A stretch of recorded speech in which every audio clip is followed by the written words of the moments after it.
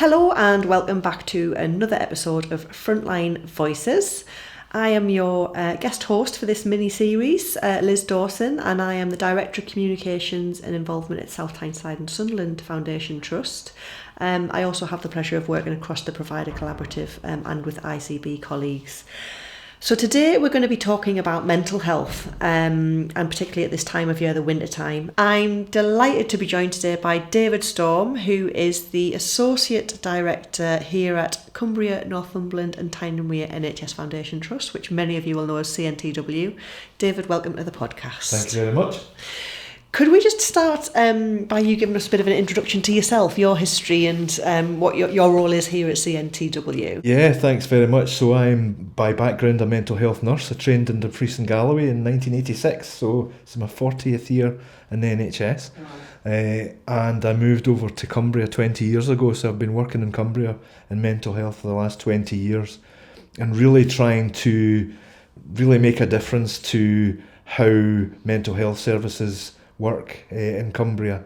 We have an amazing county, some amazing scenery, but also some significant challenges. I love my job. So very good. 40 years, that's fantastic. Mental health, I guess, at this time of year can affect absolutely everyone. It does affect everyone all year round, but particularly in the winter, the run into Christmas and those colder sort of months. What sort of pressures do we see on our mental health services at this time of year? Really, we get pressures from a whole host of area around the winter time. Things tend to generally increase in terms of cost of living pressures on families as they approach Christmas. It's always a tricky issue. Christmas itself is always a time where, for many people, it's a happy time, but for many people, it's a sad time, particularly if they've suffered bereavement. And Christmas often is a time where things really get focused on loss. So it can be a difficult time. It can be a difficult time for people in terms of loneliness and isolation.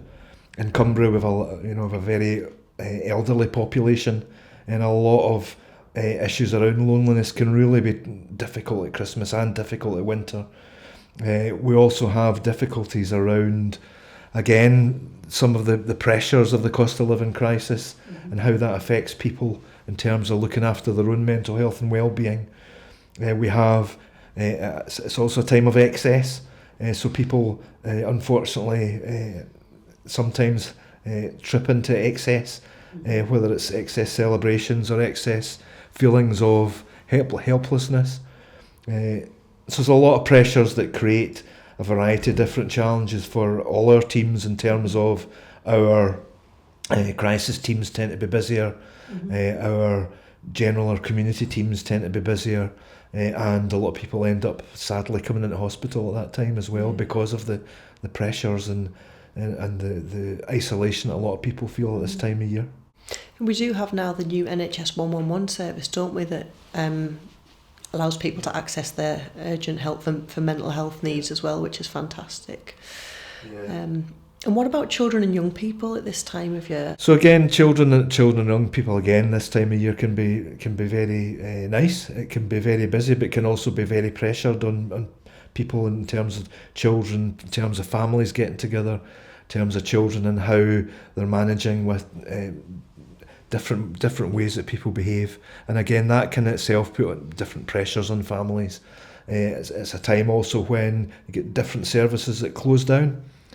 So again, accessing help through 111 or through different channels can be very difficult for families. We have a huge rise over the last 5 to 10 years around people seeking support with neurodivergent issues. And again, that causes a lot of pressures on the system where people want answers, and people really struggle with behaviours. So we've talked there about some of the challenges, I guess, with mental health.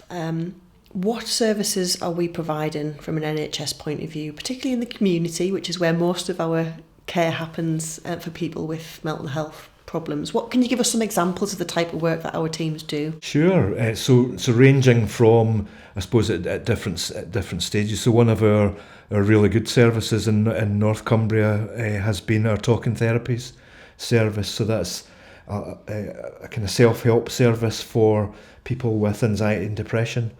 And it's been around in North Cumbria for quite a long time. It's very well thought of, and it's very easy to access for people. They can self-refer, which is good.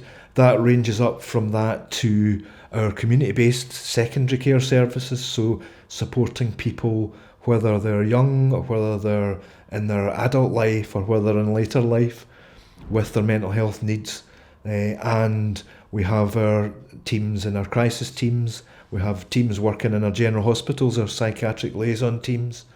We have uniquely in Cumbria our delirium service, where we will proactively seek out anyone who's at risk of delirium who's admitted to one of our general hospitals, to try and proactively get involved to prevent that delirium happening in the first place. And really working with all our partnerships across health and social care to really make sure that where we can support people at home, we'll do so, and do so for as long as possible. Mm-hmm. And the building that we're in today, I'll get this right, Geltwood House? Geltwood House, yes. Yeah. Tell us what goes on in here. So Geltwood House is the main base for our Memory and Later Life service in East Cumbria. So we run memory clinics. We also support people who are in later life with their mental health needs, whether that be people living with dementia. So again, it's trying to understand that person's quality of life and what helps their quality of life, and try and maintain and protect that despite the fact that the person might have dementia. Mm-hmm. Support for their families, support for their carers, support for our care homes. So we have our award-winning service CHESS, which is our care home education and support service. So it's based from this building, right, and reaches into all our care homes across North Cumbria to support care home staff and how they're supporting people within the care homes. And then we have our community nurses, our community occupational therapists, our assistant practitioners, our support workers, our psychiatrists and our psychologists, all working collectively to really offer community-based support for people in a positive way. There's a whole host of people. We'll come on to talk about staff just in a second, but I do want to spend a bit of time talking about one of the pioneering new developments that we have across in Cumbria, the Hope Haven pilot, which is across in West Cumbria, in Whitehaven, which is one of 6 national pilot areas, which is really bringing this concept of neighbourhood health to life. Can you tell us a bit about this and how it's working? Sure. Hope Haven was, as you said, a successful in our pilot bid for one of the 6 national sites for a 24/7 very radical approach to doing mental health in the community completely differently. So we have completely eliminated referral, discharge. So you don't get referred to Hope Haven, you don't get discharged from Hope Haven. Hope Haven's there to support you when you need it. So you can access Hope Haven by walking through the door, or by phoning, or by joining online. We have a walk-in, talk-in, login kind of logo to allow people to get support. And the whole point of it is to allow people to access support a lot easier and a lot quicker than they used to. We don't have to, people used to have to struggle to get an appointment with their GP, to then speak to their GP about being referred to a mental health service. We don't want people to have to do that. We want people to be able to access it a lot earlier. So you can just walk through the door, you get access. We have no referral criteria. We have no criteria at all. Hope Haven is completely about working in partnership as a community, and the community being the place where you get support for your mental well-being. And it's really about trying to send that message that mental well-being is really important, and we need to acknowledge and be proactive in our mental well-being rather than waiting for mental health to become difficult. And life's full of stresses, it's full of pressures. Even more so these days. There's a lot of worries and a lot of stress on families and young people and older people, and lots of us, and we need to try and acknowledge that and look at how we can support each other in our communities. Yeah. We tend to, in Cumbria, when natural disasters happen like floods or snowfalls or bridges getting broken, you see communities coming together. And it's fantastic, but we need communities to come together anyway without the natural disasters. And that's what Hope Haven's really about. It's about inspiring that hope that we can really make a difference if we stick together and if we work it out. Hope Haven's about working around that person and joining all our partners to match what their needs are. We don't signpost people, we bring the services to them. I can tell how passionate you are about Absolutely. it just from the way that you're fantastic. talking. The difference that it's making already is tremendous. Yes, tell us about that, because we were having a bit of a conversation in our pre-chat around actually what impact we're already seeing. So looking at the number of people that have needed to come into hospital, particularly those that come into hospital informally, we've seen a huge difference from this year to the same time last year, prior to Hope Haven and opening. And also the people that we're seeing in our crisis services. So our crisis services in West Cumbria have seen round about a 30% reduction in their caseload. So it's a huge difference that people, because they're able to access support earlier, people are choosing to do that, and that's exactly what we want. We don't want people to have to wait to go to see their GP about their mental health and well-being. We're here right now to support people, and we'll do it around that person. We won't be squashing people into a triangle when they're a square. We'll be working with that person to understand their unique needs and seeing how we can support that. Fantastic. It's very appropriately named, I have to say. It's, chosen by the people in Copeland as well. Excellent. You said right at the start there that it's a radical new way to do things. What have been, I guess, the biggest learnings as you've developed the service, and how can other parts of the NHS do things differently? Yeah, there's been, I suppose there's 3 or 4 significant things. The first one is the partnership working. Right from the start, this has been about CNTW, but this hasn't been a CNTW-led model. This has been a partnership, and all our partners have been completely collaborative right from the word go. This has always been about how can we work with. We have 10 principles that NHS England set out as being the fundamentals for this model, and we've stuck to these religiously, and that's around this service being open to all, and it's about understanding that individual person. That's the core of these 10 principles. So that's been fundamental. Working with our teams to move away from mental health being in different teams, each with their own criteria, each with their own walls around it, to knock down the walls and open the doors, throw the doors away, and work collaboratively with all the skills and the experience and the life skills that all our staff are fantastic, and they have a huge array of clinical therapeutic skills, but they also have a huge array of personal skills as people, as human beings with interests. And it's about allowing staff to come to work to practice what they became a nurse for, or what they became an occupational therapist for, to make a difference to people, without some of the barriers that the NHS has evolved into placing. So really challenging the status quo and doing things differently, and getting rid of all those different teams to focus on the individual. And is this something you'll be looking to replicate now in other parts of, not just Cumbria, but I guess the wider North East? One of the other key principles was around being able to share data between partners, which has been a huge undertaking, and the old nugget of the IT system, again, has been a huge undertaking to crack that, and we've been able to achieve that. And again, by working in partnership, we've been able to do that. And the whole point of these pilots is this is going to change how mental health is offered across the country. So we're now seeing I know that there's been capital funding released from NHS England across the board for trusts to bid for to replicate these models.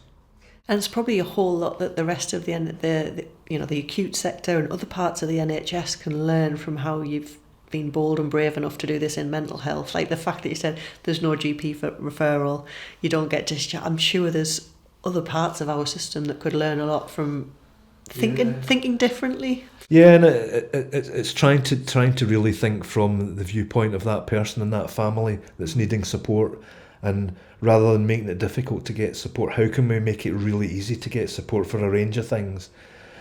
And the knowledge that if you do make it easy, people don't want to wait till they're in a crisis. People want to, if they need help with things, they want to get that help as easy as possible. And if we make it easy for them, they'll choose that. Yeah. It's that prevention message, isn't it? I mean, Absolutely. The core strands of the NHS long-term plan, prevention and giving that care in the community that's accessible. Absolutely. When people need it. Well, it sounds very exciting. Thank you. And it's already having some good impact, which is the most important thing. Can we talk a little bit around staff? The teams across Cumbria and the rest of the areas that we cover, Northumberland, Tyne and Weir, from a CNTW perspective, but I guess the wider northeast and North Cumbria region. It's a stressful time of year for staff as well, and we're all human. What sort of, I guess, support do you have in place for your teams in particular that are working? Yeah, so the Trust as a whole has a number of wellbeing and kind of localised support for staff who may be struggling. Now that ranges from access to counselling right through to support with things like VivUp, which allows staff to get some benefits around purchasing various items that they can do through their wages, etc. But it's also about acknowledging staff acknowledging the need to consider their well-being and what well-being areas that we can put in place day to day to support people's work. One of the things that we learned coming through COVID was an acknowledgement that we sometimes forget about staff's own psychological needs. And it's really, really important. We all like to come to work. We're social beings. We do our jobs, but we also need to think about how we support each other. We've run a few different alternatives in CNTW and in Cumbria in particular. We ran a scheme called Step Out, where if you were having a real stressful day, you could just step out just for 10 minutes. You could go and have a chat with someone, just to step out, just to take that pressure off, and really again trying to put that focus on staff to actually think about their own well-being. We have tremendous workforce colleagues who support us in terms of looking at our well-being, but also looking at the kind of common causes that people are going off sick with and how we can help with them. So how we can, one of the things that COVID's helped us with is helping to allow staff to work in a different way in terms of flexible working. So that's definitely improved in the last 5 years compared to how it used to be. We really try and shape the workplace around staff's needs, while remembering that we have a service to provide, but we can usually do that in a way that supports staff as well. We can't underestimate how important it is, can we, to look after our staff. You mentioned there about, I think, probably mental health problems is one of the biggest reasons for sickness now across our NHS workforce in the region. And you're right, we did learn a lot through COVID, but it's important we always keep that at the forefront of our minds, that actually everyone comes to work to do a good job, but you've got to look after yourself first, haven't you, to be able to do that and give your best. We do, and right across mental health teams, that they're dealing with a lot of significant, real difficulties that people are having, and our staff are, they're trying their best to support them, but they're also then carrying those concerns because we're human. And again, one of the things that COVID helped us, and I did some work with the Wounded Healer Network around the impact, the psychological impact that distress has on staff. And it's really important that we acknowledge that, and really important that we're proactive in trying to support them. It's the emotional load, isn't it, that comes with the jobs we do in healthcare. I think we're nearing the end of the podcast, David, but I just wanted to ask you before we close, what gives you, thinking about the future, particularly of mental health services, what gives you most hope around where we're going and in the future? I think what gives me hope is really we have initiatives like Hope Haven, we have the long-term plan, we have areas of policy around transforming our communities to make areas like Hope Haven more possible across the board. And it's a tremendous different way to think when you look at where across the world where mental health and well-being is done best. Tends to be the areas that we don't think about. It tends to be the areas that put social value higher than we may do in the industrial world. And it's really important that we learn from that, but we also acknowledge each other as humans, and the ability to stop covering things in bureaucracy and red tape, and really to allow staff to come to work to make a difference. That's what I became a nurse for. I wanted to make a difference, and that's what's driven me throughout my career, to change things, to make a difference, to allow our teams to make a difference. And I suppose areas like Hope Haven really have the potential.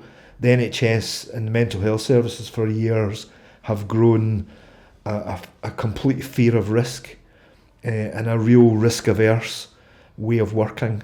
And while that's really important in terms of acknowledging safety, we also need to acknowledge that we're all human, and we need to work in different ways that support ourselves as humans, to support each other.